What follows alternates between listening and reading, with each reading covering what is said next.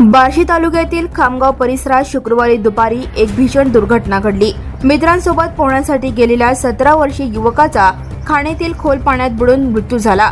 सिद्धार्थ बालाजी सुरवसे वय 17 राहणार खामगाव असे या मृत तरुणाचे नाव आहे। या घटनेमुळे खामगाव परिसरात हळहळ व्यक्त केली जात आहे। मिळालेल्या माहितीनुसार शुक्रवारी 24 एप्रिल रोजी दुपारी 2 वाजेच्या सुमारास सिद्धार्थ आपल्या मित्रांसोबत खामगाव बार्शी रोडवरील एडेश्वरी सहकारी साखर कारखान्याजवळ असलेल्या एका खाणीत पोहण्यासाठी गेला होता। सिद्धार्थला पोहता येत नव्हते, मात्र पाण्याचा अंदाज न आल्याने तो अचानक खोल पाण्यात गेला। सिद्धार्थ पाण्यात बुडत असल्याचे पाहून त्याच्या मित्रांनी आरडाओरडा केला। आवाजाच्या दिशेने गावातील नागरिक घटनास्थळी धावून आले। ग्रामस्थांच्या मदतीने सिद्धार्थला तातडीने पाण्याबाहेर काढण्यात आले, परंतु दुर्दैवाने तोपर्यंत उशीर झाला होता।